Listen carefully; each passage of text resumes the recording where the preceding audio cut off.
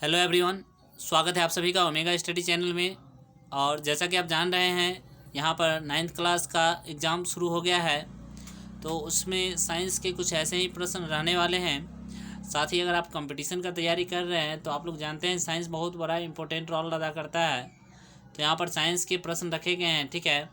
तो आइए क्वेश्चन को करें। क्वेश्चन अच्छा लगे तो आप लाइक और शेयर ज़रूर कीजिएगा।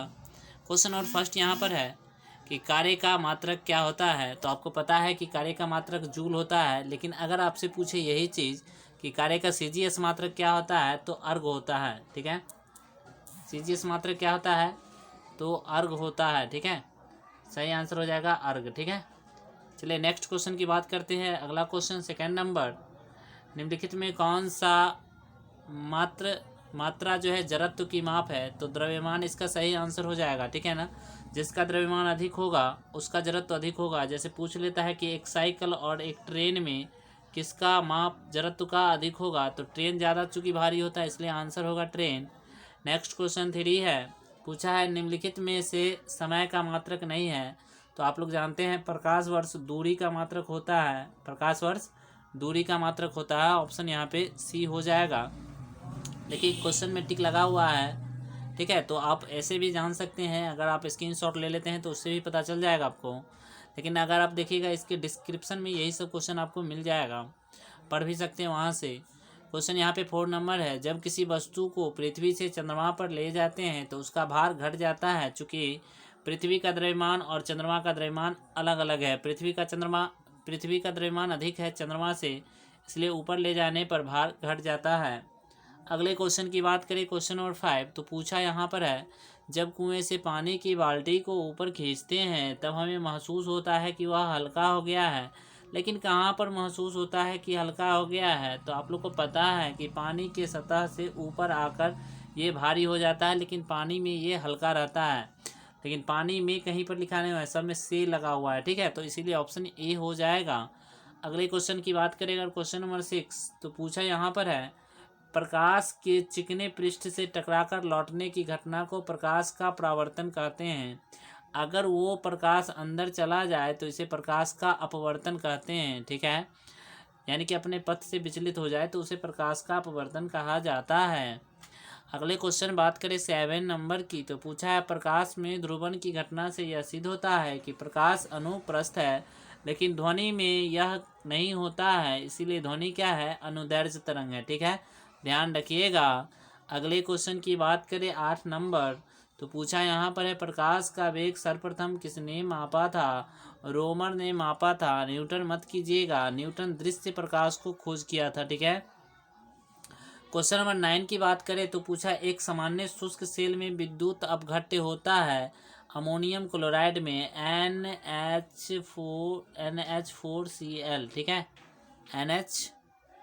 अमोनियम क्लोराइड NH4Cl3 यही कुछ होगा, ठीक है। नेक्स्ट क्वेश्चन देखिए, यहाँ पर पूछा है, कार के बैटरी में प्रयुक्त होता है, वो होता है सल्फ्यूरिक अम्ल H2SO4, ठीक है।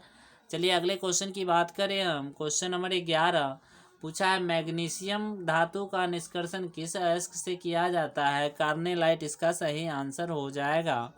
अगले क्वेश्चन की बात करें यहाँ पर 12, तो पूछा यहाँ पर है, मिल्क ऑफ मैग्नीशिया जिसको MgOH का होल ट्वाइस कहा जाता है, ये मुख्य रूप से क्या है, अम्ल है, ठीक है। नेक्स्ट क्वेश्चन यहाँ पे देखिए, क्वेश्चन नंबर 13 पूछा है, प्रति अम्ल के रूप में प्रयोग किए जाने वाला क्षारक कौन है। तो मैग्नीशियम हाइड्रोक्साइड MgOH का होल ट्वाइस। नेक्स्ट क्वेश्चन यहाँ पे 14 पूछा है, निम्नलिखित में से कौन सी धातु का उपयोग विद्युत तार बनाने में किया जाता है। तांबा का किया जाता है, वैसे चांदी का भी होता है, लेकिन चूंकि यह महंगा होता है इसलिए इसका नहीं किया जाता है। क्वेश्चन नंबर 15 पूछा यहाँ पर है, वर्ष 1945 में नागासाकी पर गिराए गए बम का विस्फोट जो किया गया था वो किससे किया गया था। तो प्लूटोनियम इसका सही आंसर होगा, यूरेनियम नहीं कीजिएगा, गलत हो जाएगा। क्वेश्चन नंबर 16 की बात करें तो किसका गलनांक सबसे कम होता है। तो गैलियम। इसे अगर आप उंगली पे रखेंगे तो ये बाहरी तापमान से क्या हो जाता है, पिघल जाता है। अगला क्वेश्चन यहाँ पे है, परमाणवीय घड़ियाँ एक टाइम कीपर के रूप में प्रयुक्त किए जाने वाले तत्व कौन से हैं। तो सीजियम का उपयोग किया जाता है, ऑप्शन बी सही है। अगला क्वेश्चन नंबर 18 पूछा, निम्न में से किस धातु को चाकू द्वारा आसानी से नहीं काटा जा सकता है? तो सोडियम, लिथियम, पोटासियम को काटा जा सकता है, लेकिन एल्युमिनियम को आप नहीं काट सकते।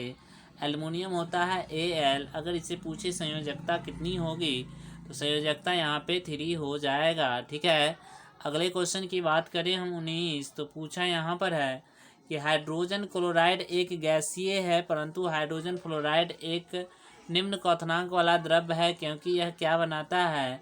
हाइड्रोजन बंध के कारण अणु संगठित हो जाते हैं, यह हाइड्रोजन बंध बनाता है, इसीलिए द्रव अवस्था में पाया जाता है। अगला क्वेश्चन 20 नंबर है, द्रवित सोडियम क्लोराइड विद्युत धारा प्रवाह कर सकता है, क्योंकि इसमें उपस्थित होता है मुक्त आयन, इसीलिए NaCl नाम तो आप लोग सुने ही होंगे। इस पर होता है प्लस चार्ज, इस पर होता है माइनस, तो ये मुक्त आयन के कारण धारा प्रवाह कर सकता है, मतलब चला सकता है धारा को। 21 में है, जंतुओं में होने वाले फुट एंड माउथ रोग किसके कारण उत्पन्न होता है?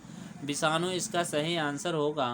क्वेश्चन नंबर 22 यहाँ पर है, आलू में मौजिक रोग का कारक तत्व कौन सा है? विषाणु, जिसके कारण मौजिक रोग होता है। क्वेश्चन नंबर 23 है यहाँ पर, वनस्पति विज्ञान की वह शाखा जिसमें शैवालों का अध्ययन किया जाता है फाइकोलॉजी, और कवक का अध्ययन किया जाता है उसे बोलते हैं माइकोलॉजी, ध्यान रखिएगा। अगला क्वेश्चन नंबर 24 यहाँ पर है, शैवालों की भित्ति किसकी बनी होती है? तो सेलुलोज की, लेकिन कवक की पूछे तो काइटिन की। कवक की भित्ति किसकी बनी होती है? काइटिन, उसका सही आंसर होगा।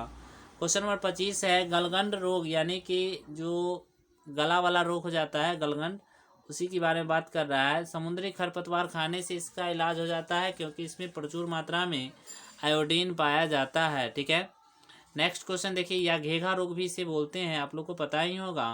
क्वेश्चन नंबर 26 है कि किस शैवाल से आयोडीन प्राप्त होता है? तो लेमिनेरिया से आयोडीन प्राप्त होता है। अगले क्वेश्चन 27 की बात करें तो पूछा है, संसार में सबसे अधिक लंबे पौधे विकसित होते हैं जिम्नोस्पर्म में, ऑप्शन सी होगा।